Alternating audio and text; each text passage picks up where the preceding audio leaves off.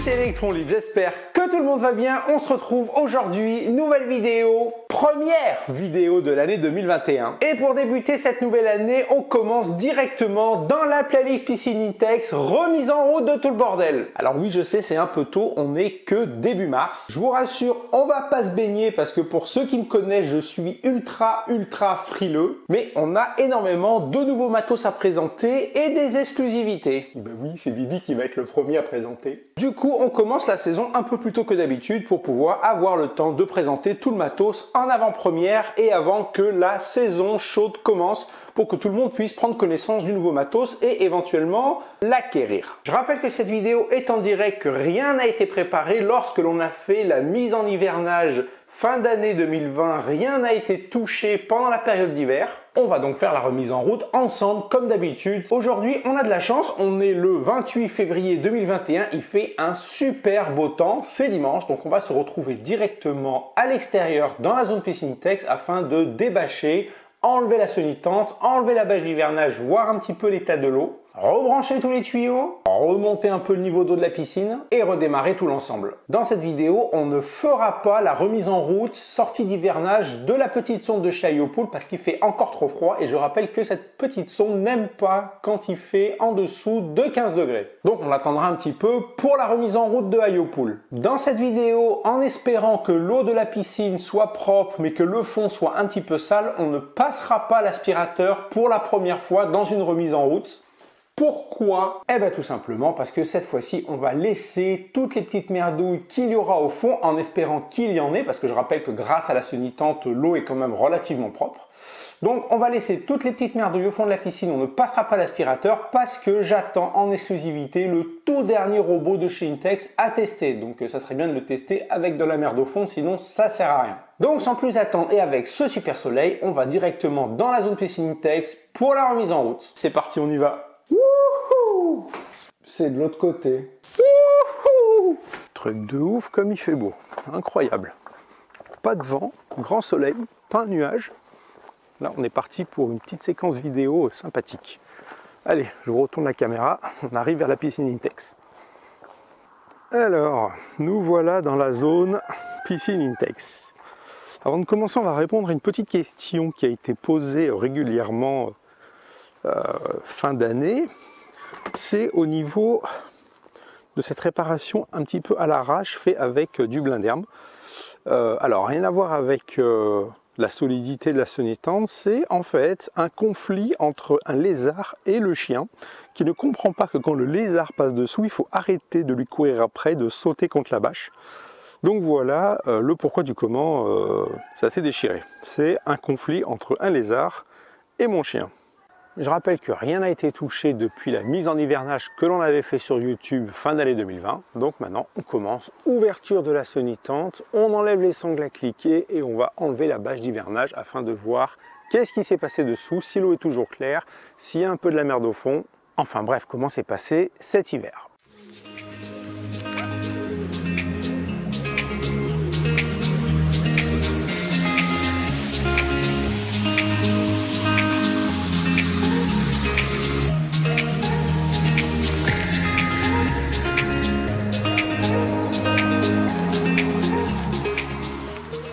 Alors, super point positif, eh ben, l'eau est super claire et il n'y a quasiment aucune merdouille au fond de la piscine. Ce qui prouve donc l'efficacité de la bâche d'hivernage, le fait qu'elle soit opaque, que la lumière ne traverse pas, donc pas de photosynthèse, les algues ne se développent pas, et la sonitante qui empêche que toutes les petites merdouilles tombent au fond. Donc c'est un point positif, mais là pour le coup, c'est la merde parce que je m'attendais justement à ce qu'il y ait des petites merdouilles au fond pour pouvoir tester le robot la semaine prochaine. Donc on va faire la remise en route et du coup on ne va pas remettre la sonitante, on laissera la piscine comme ça ouverte pendant une semaine en espérant qu'il y ait des merdes qui tombent au fond pour pouvoir tester la semaine prochaine le nouveau robot correctement. Donc là on est pas mal, ce qu'on va faire c'est qu'on va aller dans le petit local technique en plastique pour commencer à rebrancher tous les tuyaux, graisser les joints et redémarrer tout le système. Fait chier quand même. Putain, c'est propre, nickel, il n'y a pas une merde au fond. Je suis dégoûté. Je suis dégoûté. Bon faut espérer que cette semaine il y ait du vent à fond de balle et qu'il y ait plein de merdouilles qui tombent au fond. Pour notre expérience de la semaine prochaine avec avec le nouveau robot. C'est la première fois que je suis dégoûté que ce soit propre, truc de ouf. Allez, on y va, on va voir ce qui se passe là-dedans. Hop. Les tuyaux que l'on avait laissés ici pour si jamais il y avait un trop plein dans la piscine que ça se déverse dans le jardin, on va les repasser à travers le petit local technique pour pouvoir après les rebrancher. Alors on va commencer par rebrancher le tuyau d'aspiration. L'aspiration c'est celui qui est le plus bas, donc nous c'est le bleu. Donc on va commencer par rebrancher le tuyau d'aspiration sur la pompe et ensuite on rebranchera le tuyau de refoulement, donc c'est le tuyau blanc qui va sur le coude qui fait le courant tourbillon. Donc bien sûr tout ça en graissant les joints comme d'habitude, le petit bouchon de vidange de la cuve et remettre tout ça en route correctement, gentiment, sans haine ni violence. Alors c'est parti, on y va. Ici on a donc le tuyau d'aspiration, vérifie que ce soit quand même un peu propre. À l'intérieur on a un joint torique. Donc le joint torique comme d'habitude on met de la graisse avant de le remonter. Alors le top du top, c'est mettre de la graisse silicone. Maintenant, vous pouvez prendre n'importe quelle graisse, ça fait l'affaire. Hein. Là, c'est de la graisse basique standard. Et maintenant qu'on a graissé le joint, eh ben, on va donc remonter le raccord. Alors, lorsque vous faites ça, c'est pas la peine de forcer comme des malades. Vous vissez correctement. Voilà. Et vous laissez comme ça, on refera un petit coup de serrage lorsqu'on mettra en route si jamais on voit qu'il y a une petite fuite. Voilà, ça reste des raccords en plastique, donc il ne faut pas serrer comme des bourrins. Donc là, on est bien. Maintenant, on va remettre le tuyau de refoulement, donc sur la vanne qui est montée sur la cuve. Donc là, on a le joint qui est directement ici sur la vanne. Donc là, c'est pareil, on n'hésite pas, un petit coup de graisse. Hop. Un petit coup de chiffon histoire de tout nettoyer quand même un petit peu. Hop. Et là c'est pareil, on serre normal, hein, sans faire le bourrin. On mettra un petit quart de tour après si jamais on constate une fuite lors du redémarrage du système. Ensuite, le petit bouchon qui va donc en bas de la cuve, ici derrière. Donc là c'est la même chose, hein, on n'oublie pas toujours de mettre de la graisse. Alors il y a certains abonnés qui m'ont dit oui la graisse, faut faire attention parce que ça peut faire craquer les joints, gna gna gna gna gna gna. Ne vous inquiétez pas pour ça, la graisse ça fait pas craquer les joints. Ce qui fait craquer les joints c'est quand le joint est à sec et qu'il fait froid.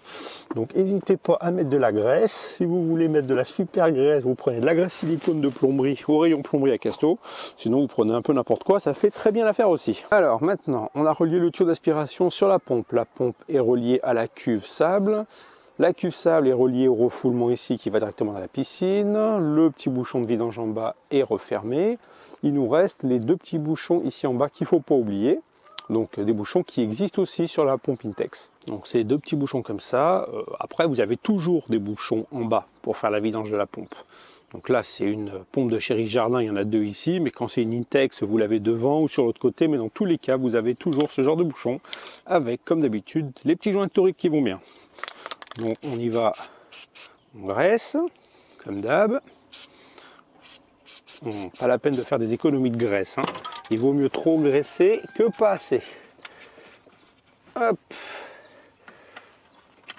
Et hop, donc là c'est pareil, on serre raisonnablement. C'est pas la peine de faire le bourrin. On reverra après si jamais il y a une petite fuite. Normalement ça devrait le faire. Et là maintenant qu'on a fait ça, on va regarder au niveau de la piscine pour enlever les bouchons. Alors maintenant ce qu'on va faire. Au niveau du coude, on va l'orienter plus horizontal parce que là ça sert à rien, c'est pas une fontaine, hein, c'est pour faire un courant circulaire. Hop, voilà.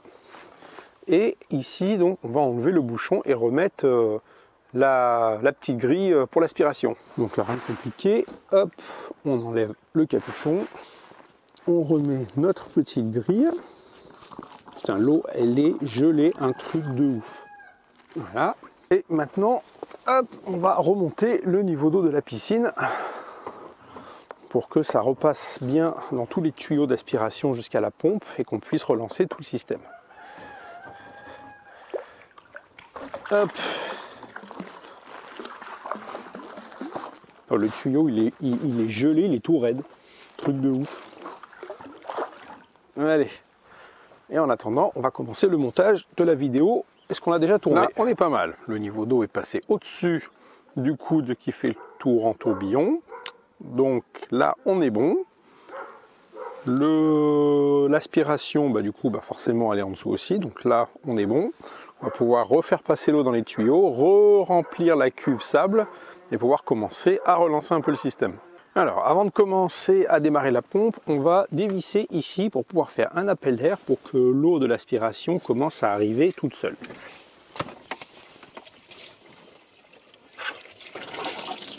Voilà, donc là on est pas mal. Hop, on revisse. Ensuite, on va dérouler le tuyau pour pouvoir faire un backwash.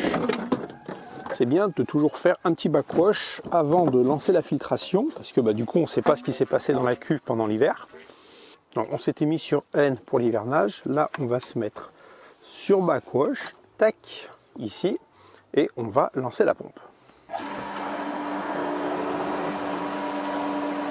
Donc ici on voit que ça envoie, donc là c'est normal pour l'instant il ne se passe rien, pourquoi? Parce qu'en fait la cuve qu'on avait vidangée est en train de se remplir.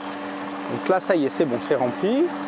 On voit ici sur le petit niveau visu le backwash est en train de se réaliser. Bon, a priori ça va, hein, c'était pas trop crade à l'intérieur. On avait quand même fait un backwash, je rappelle, avant la mise en hivernage. Donc a priori là on est bon. Donc là ce qu'on va faire, on va arrêter. Tac. On se met, avant de mettre en filtration, on va se mettre sur un petit coup de rinçage. Ici, hop. Là, on constate que, à ma foi, c'est toujours bon. Tout est impeccable. Donc on va pouvoir se mettre en filtration. Hop. Là, on va se mettre filtration. Et on y va, on lance.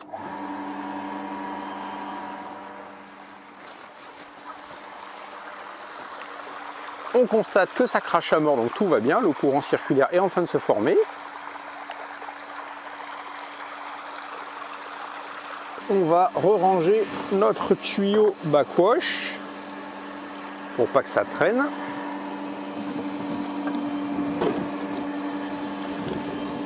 Là, on est pas mal. Il n'y a pas de fuite. Tout se passe bien. Le mano, ma foi, on est dans le jaune plus près du vert. Donc là, on est pas mal aussi à surveiller quand même au cas où. En temps normal, pour réguler le taux de chlore et de pH, on aurait interrogé la sonde de chez Iopool qui nous aurait dit ce qu'il fallait rajouter comme produit. Là, comme on est fin février, début mars, l'eau est encore trop froide, donc on ne peut pas réenclencher la sonde Iopool pour la sortir de son hivernage parce qu'en dessous de 15 degrés, elle n'aime pas trop. Donc ce qu'on va faire, on va tester avec le testeur à gouttes à l'ancienne pour voir qu'est-ce qui manque dans la piscine afin quand même d'avoir quelque chose de correct pour la sortie d'hivernage en attendant le robot qui arrive normalement fin de semaine prochaine pour le test. Et on fera la sortie d'hivernage de la petite sonde de chez Iopool d'ici quelques semaines. Alors, suivant les tests à gouttes, des fois c'est 3, des fois c'est 4, c'est marqué sur la boîte. 1, 2, 3, 4. 1, 2, 3, 4. Bon, sans surprise, et on va dire comme d'habitude, hein, parce que je ne sais pas pourquoi, mais là où j'habite, l'eau est très chargée en pH. Donc là, pH, on est à fond, presque. Et chlore, on est à 0, ce qui est, on va dire, normal, vu qu'on sort de l'hivernage. Voilà. Donc ce qu'on va faire, c'est qu'on va balancer un peu de chlore déjà pour commencer. Alors, pour ceux qui ont suivi les vidéos l'année dernière, c'est le diffuseur de chlore Made in Electron Libre. Vous pouvez retrouver la vidéo de la fabrication de ce diffuseur dans la playlist PC Intex. Donc, on y va. Alors, on va utiliser le chlore de chez Iopool. Donc le chlore de chez Iopool, il est ultra concentré. Donc là, pour le coup, c'est pas comme les premiers prix en grande surface. C'est pas la peine d'en mettre 50 000. Donc on va en mettre 2, 3, 4, 5, 6, 7, 8, 9, 10. Parce qu'en fait, c'est une pastille pour 2 mètres cubes de flotte à peu près. Donc là, on a une piscine qui fait 10 mètres cubes. Donc on en met 5. On va en mettre 6 pour la forme. et on est bon. On peut mettre notre diffuseur de chlore dans la piscine Intex pour que ça commence à diffuser. Pour le pH, pour l'instant, on ne se prend pas la tête, de toute façon, on ne va pas se baigner. Donc c'est juste pour maintenir le taux de chlore quand même au niveau normal, et pour le pH, on verra ça ultérieurement avec la petite sonde de chez Iopool.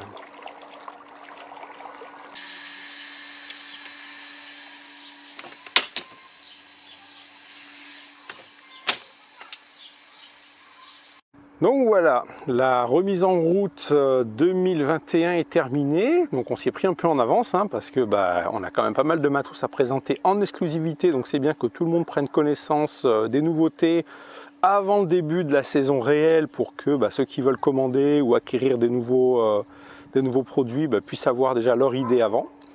On a notre diffuseur de chlore fait maison qui est là, qui est en train de faire son boulot. J'ai remis Cusco le lama qu'on avait présenté l'année dernière pour agrémenter un peu le truc. J'ai également remis la lampe de chez AliExpress XXL solaire autonome qui change de couleur, que j'avais présenté aussi l'année dernière dans la playlist Piscine Intex, sachant qu'elle a passé tout l'hiver dans le petit local technique en plastique. Donc à voir si elle refonctionne cette année. Normalement je pense que oui, j'ai confiance, parce que ça avait l'air d'être du bon matos. En tout cas l'année dernière ça s'est super bien passé. D'ailleurs pour ceux qui cherchent une lampe autonome, celle-là elle est super bien. C'est l'une des meilleures lampes que j'ai eu l'occasion de tester depuis que la chaîne existe, c'est celle-là. Donc voilà, donc volontairement je ne remonterai pas tout de suite le skimmer de surface et je ne passerai pas l'aspirateur au fond de la piscine, parce que comme je vous l'ai déjà dit dans la vidéo, le but étant qu'il y ait des saletés qui s'accumulent pour pouvoir tester le tout dernier robot de chez Intex qui arrive normalement la semaine prochaine s'il n'y a pas de retard de livraison. C'est aussi pour ça que toute la semaine je ne remettrai pas la sonitante par-dessus pour éviter de protéger la piscine. Le but étant cette semaine que toutes les petites merdouilles qui se baladent tombent dans la piscine et coulent au fond. Et que la semaine prochaine, si jamais on reçoit le robot à temps, le sol soit jonché de plein de petites bricoles pour pouvoir faire un test quand même sympa de ce nouveau robot de chez Intex qui, je le rappelle, celui-là, comparé à celui qu'on a présenté l'année dernière, celui-là grimpe sur les parois. Donc à mon avis, ça va être une tuerie. Donc hâte de le recevoir et de vous faire la présentation. Donc voilà pour le redémarrage de cette saison un petit peu en avance. Petit clin d'œil aux ingénieurs de chez Intex qui m'avaient dit que normalement ce sympa petit lama devait détrôner la licorne et le flamant rose. Et c'est quand même un petit peu raté. La licorne et le flamant rose est toujours top des ventes. Et le lama, ma foi, n'a pas trop bien fonctionné sur le plan des ventes. Pourtant, je le trouvais quand même plutôt sympathique. Voilà les amis, c'est maintenant la fin de cette petite vidéo de sortie d'hivernage Piscine Intex 2021. Comme d'habitude, vous voyez, rien de très compliqué. Il n'y a pas besoin d'être un ingénieur de la NASA pour s'occuper d'une piscine Intex. Rien de très compliqué. Grâce à la bâche d'hivernage et surtout à la sonitante, vous voyez que l'eau est ressortie nickel chrome, même pas de petites merdouilles au fond, franchement que du bonheur. Quelques petites pastilles de chlore et basta, le tour est joué. On fera une analyse de la sonde Iopool quand on la sortira d'hivernage, quand il fera un peu plus chaud, parce que je rappelle que là on est le 28 février, l'eau est en dessous de 15 degrés et la sonde de chez Iopool qui analyse l'eau et qui nous permet de faire un entretien plus simple, n'aime pas trop l'eau froide, elle est comme moi. Donc voilà les amis, j'espère que ça vous a plu. N'hésitez pas à réagir, à me dire ce que vous avez pensé de la vidéo et de cette nouvelle saison 2021 qui arrive et qui s'annonce très riche en matos. N'hésitez pas à me laisser des petits pouces en l'air, c'est gratuit, c'est cool, ça fait plaisir et ça permet à Bibi d'être motivé à faire des nouvelles vidéos. N'hésitez pas à vous abonner, à aller vous promener dans la playlist Piscine Intex ou les autres playlists de cette chaîne, il y a sûrement un petit truc qui peut vous intéresser. Et quant à nous, on se retrouve vendredi prochain 18 h pour la présentation d'un nouveau matos. Allez, à plus les amis, bye.